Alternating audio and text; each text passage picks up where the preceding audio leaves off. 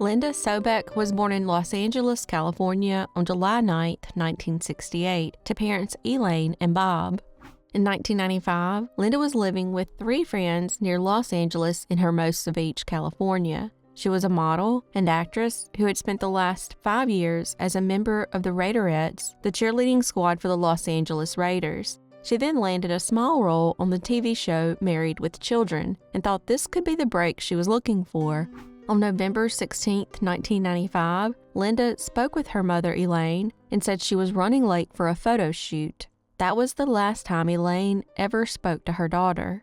The photo shoot on November 16th was with 38-year-old Charles Edgar Rathburn, an aspiring photographer who was on an assignment for Auto Week. He had contacted Linda from a payphone and asked if she would pose for an upcoming issue, and Linda was never one to turn down a job. The two had met a month earlier at an automotive show in Las Vegas, and she gave him her business card and asked him to call her if he ever needed her. They had worked together a few times over the past month, but this day was different. That evening, her mother became concerned when Linda never called her back as she planned to. Elaine then found out that her daughter had missed some meetings and auditions that were scheduled that day. At that point, she knew something was wrong and reported her missing. Unfortunately, she never told her mother who the photo shoot was with or where it was taking place. This made it difficult to track her down, so they got in touch with multiple news outlets who agreed to feature her case on their channel. A road crew worker came forward and reported finding some of Linda's items near the Angeles National Forest. Those items included photographs of her date book, and a lien on a Lexus 450 SUV that she was recently approved for. He initially didn't think anything of it, but after seeing the news report about Linda's disappearance, he took the items to the police. Rathburn also contacted police and said that he saw Linda on the day she went missing. He said the two met at Denny's and discussed her modeling portfolio. He said afterward they both left and went their separate ways. Police were immediately suspicious of Rathburn after going to the Denny's and finding Linda's car still there. They also went to the National Forest, where the road crew worker found the photographs and came across a day planner and a car rental agreement with Rathburn's name on it. They then tracked down the car he rented and had forensics check it. Inside, they found a small amount of blood on the back seat. Rathburn was then brought into the police station for questioning. Knowing they had found evidence, he began telling a different story. This time, he said he asked Linda to work for him that day and had rented the car to include in the photo shoot since it was for Auto Week. He said that Linda agreed to do the shoot, so they drove a couple of hours to El Mirage in the Mojave Desert. What he said next shocked investigators. He said he was showing her how to drive the car because he wanted her to do circles in it, but he claimed he lost control and accidentally crashed into her. He said he panicked, put her in the car, drove to the Angeles National Forest, and buried her. Rathburn was then arrested and charged with Linda's murder. While in jail that night, he tried to take his own life with a razor. However, the wounds weren't serious, and the following day, he took investigators to a shallow grave where Linda was buried. Investigators were very skeptical of Rathburn's story. Not only were there no signs of a crash, but there were no signs of damage on the SUV at all. An autopsy would prove their suspicions correct. It revealed that Linda had actually been sexually assaulted before her death. When the medical examiner released her cause of death, it completely blew a hole in Rathburn's story. Linda had no injuries to her body that were consistent with being hit by a car, and instead, they determined she was strangled to death. Next, they wanted to understand how Rathburn, now a top photographer in the automotive field, could turn into a murderer. However, the more they dug into his past, the worse it got. It turns out he had a bad temper and hated when things didn't go his way. He had also allegedly hit on multiple models that he hired. It was so bad that at least one model refused to work with him again. Years earlier, in 1979, Rathburn was charged with sexual assault in Ohio, but was ultimately acquitted. At trial for Linda's murder, he told a third story. This time, he said that after hitting her with the car, she didn't die but began freaking out. He said in an attempt to calm her down, he accidentally suffocated her. He also tried to say that the sex was consensual. Rathburn's brother Robert eventually found 5 reels of film out in the desert, and 4 of those showed modeling shots of Linda. The fifth film did show Rathburn having sex with someone, but the car was different and you could never see the woman's face. In the end, the jury didn't buy his story and he was found guilty of first-degree murder. He was then sentenced to life in prison without the possibility of parole.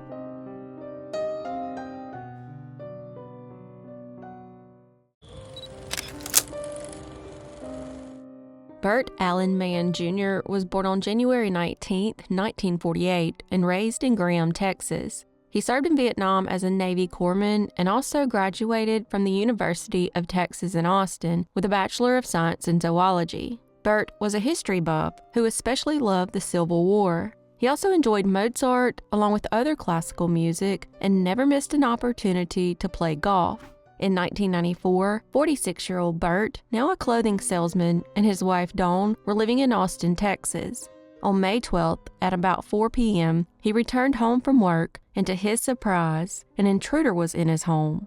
The two men began fighting for quite some time, and after it was over, Bert had been stabbed multiple times and lay dying on the floor. The suspect fled the scene, but was also injured and had left blood behind. Dawn arrived home at 5:15 and sadly found her husband dead. Unfortunately, the area had been plagued with burglaries in 1994, with 22 reported in the first 4 months alone. Investigators noted that this case was unusual because typically burglars flee the scene and do not engage with the homeowners. Unfortunately, with little to go on, the case would go unsolved for the next 30 years. In 2005, a cold case unit began re-reviewing the case and had a blood stain from the scene sent off for DNA testing, and an unidentified male profile was generated. It was then uploaded to CODIS, but there were no matches. In March of 2023, the male DNA profile was sent to Bode Technology for forensic genetic genealogy. By June, they had identified a potential suspect as Kenneth Wayne Robbins, a long-haul truck driver living in Lubbock, Texas. On September 8, 2023, investigators, armed with a search warrant, collected his DNA for comparison, and it was a match. They attempted to question Kenneth about the crime, but he refused to talk. 5 days later, the trucking company he worked for called the Weatherford police and said that his truck had been parked at a truck stop in Weatherford, Texas, and hadn't moved in multiple days. When officers arrived to check the truck, they found that Kenneth was dead inside after taking his own life. The only available photo of Kenneth is a mugshot taken no more than 2 months before he murdered Bert, when he was just 22 years old.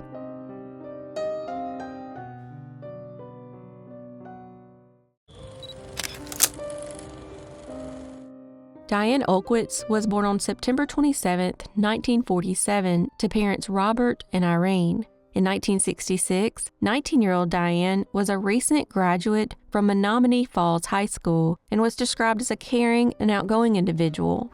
She was engaged to Donald Heirlmeyer, who had been drafted into the Army and was in Fort Hood, Texas, for basic training at the time. After high school, she got a job working as a secretary at the Kenworth Manufacturing Company, a metal stamping plant in Menominee Falls, Wisconsin.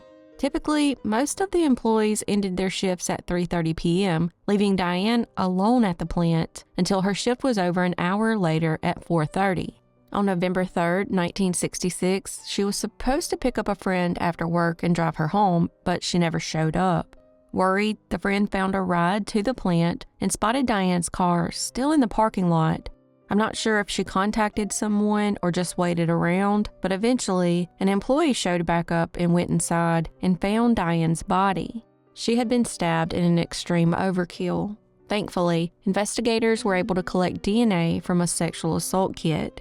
5 years later, on June 24, 1971, the body of 15-year-old Terri Lee Erdmann was discovered in a field near railroad tracks behind a Moorway department store on the northwest side of Milwaukee. Just like Diane, she had been sexually assaulted and stabbed over 60 times. Terri was a student at James Madison High School and had disappeared after walking home from a friend's house. The friend's house was near North 95th Street in West Rio, and she typically used a utility path through a field to walk the 1.5 miles back home. Sadly, it was during that walk that someone murdered her. At the time, investigators didn't know the cases were connected, but over time, detectives began to notice similarities between them. However, the cases would go unsolved for the next 50 years. In 2021, the Milwaukee Police Department, along with the Wisconsin DOJ and the FBI, used advancements in DNA technology to link the cases.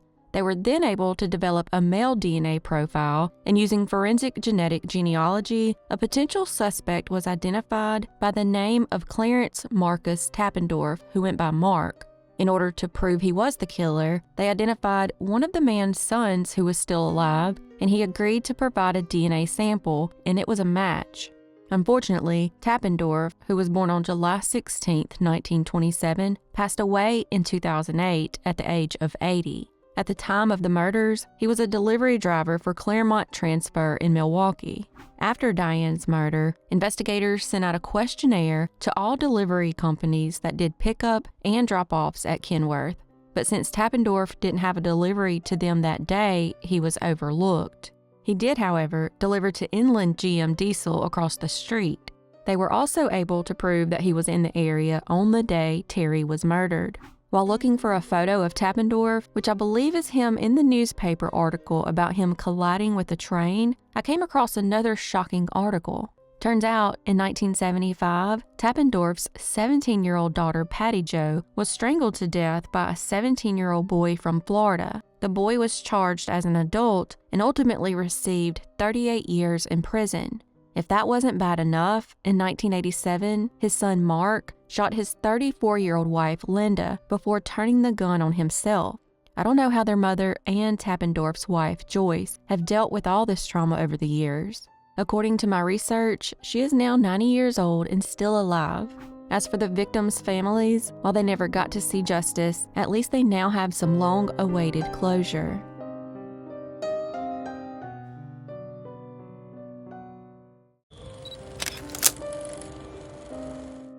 Yvonne Leroux was born to parents Gerald and Diane on April 17, 1956. She and her family lived in Windsor, Ontario, before moving over 200 miles away to Toronto when Yvonne was just 3 years old. Unfortunately, in 1971, around the age of 15, she got involved in the drug scene and began lying to people about her age. She also had a habit of hitchhiking wherever she wanted to go. When they would ask what her name was, she would use one of her two aliases, JJ or Linda Jessup. On July 1, 1971, Yvonne took her brother Joey to a nearby fireworks celebration. Once there, she accepted a ride from a male acquaintance who said he was going to pick up 3 friends. Sadly, the 4 boys ended up sexually assaulting Yvonne. She filed a police report and charges were brought against them, but in December of 1971, the charges were withdrawn. Yvonne then ran away from home and wasn't found for 9 months. When she was finally located, she had 3 tattooed dots in the shape of a triangle between her thumb and index finger on each hand. Diana believed this meant she was now the property of a local gang that Yvonne said she had gotten mixed up in. The gang had tried to get Yvonne to be a drug runner, but she refused and sought the protection of the police. After coming back home, Yvonne began trying to put her life back together and started going back to school. She even landed a job at Garrett Manufacturing in Rexdale and began going to teen group counseling sessions at York Finch Hospital. All the while, the gang remained a threat to Yvonne, and Diana wouldn't let her daughter out of her sight. In October of 1972, Diana and Yvonne were at a local venue decorating for an event when she came running inside, telling her mother the gang was outside and wanted to kill her. A neighbor even witnessed a car parked outside the family home on multiple occasions. On November 29, 1972, 16-year-old Yvonne was at one of the group counseling sessions when she strangely disappeared. She was last seen leaving the clinic at about 10 p.m. Her mother, Diana, had come to pick her up, and when she didn't see Yvonne, she quickly ran inside to look for her. That's when she was told that she'd just left. The next morning, a passerby found her body on the 16th Side Road, east of Jane Street in King Township, north of Toronto. She had sadly been sexually assaulted and beaten to death. They estimated that her murder occurred not more than 15 minutes before being found. Investigators assumed her death was drug-related because of the protection from the drug gang she had previously sought. Investigators collected DNA from the crime scene and found multiple footprints, but the case would still go unsolved for the next 50 years. In 2023, forensic genetic genealogy identified the suspect as Bruce Charles Canaline, who was 26 years old at the time of the murder. Unfortunately, he took his own life in 1974, 19 months after Yvonne's murder. Bruce was known to police as a repeat violent offender against women. He suffered from mental health issues and was in and out of jail. While it's not the justice her family was hoping for, at least they now have some long overdue closure.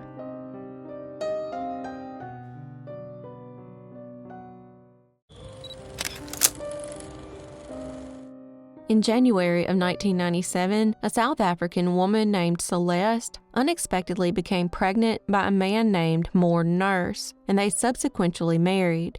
On April 27, 1997, their daughter, Zephany Nurse, was born at Groote Hospital in Cape Town, South Africa. 3 days later, while Zephany was being cared for by nurses in the maternity ward, she strangely disappeared. The hospital, along with Morn and Celeste, began frantically searching for her, but sadly, she was nowhere to be found. After a few days, they were left with no other option but to return home. Unfortunately, years would go by and Zephany would remain missing. In 2001, the couple gave birth to their second daughter, Cassidy, followed by a son named Joshua in 2006, and then another daughter named Micah in 2007. In 2014, Cassidy started school in Swanzik High School in Cape Town. Friends began pointing out that she looked very similar to a 17-year-old student named Mishi Solomon. The two quickly became friends, and one day, Cassidy decided to snap a selfie of her with Zephany and took it home to show her parents the resemblance. They immediately thought it could be their long-lost daughter, Zephany, so they decided to have her DNA tested, and lo and behold, it was her. From there, investigators were led to a woman named Livonia Solomon who had kidnapped Zephany and had been raising her as her own ever since. Michael was Livonia's husband and believed Zephany was his biological daughter. He even said that while she was growing up, they would talk about how much she resembled family members. Livonia was arrested for kidnapping, fraud, and violating the Children's Act. In 2016, she was sentenced to 10 years in prison. Michael then filed for divorce from Livonia. Since Zephany grew up believing Livonia to be her mother, she had trouble bonding with the Nurse family and was upset that they turned her life upside down. She continued to stick by Livonia and would visit her in prison in Worcester. She also moved in with Michael and said she was looking forward to Livonia's release. Even though she had the chance to get her birth name back, she chose to keep the name she was raised with. She said at first she hated the thought of being Zephany, but she eventually managed to find a balance between the names and says people can call her either Zephany or Misha. She had since reconnected with the Nurse family after giving birth to her own child and has now realized the emotional connection a mother has with their child. At Zephany's wedding, she had Morn and Michael walk her down the aisle. She had gone on to write a book titled Zephany, Two Mothers, One Daughter, An Astonishing True Story. On August 18, 2023, Livonia was released on parole.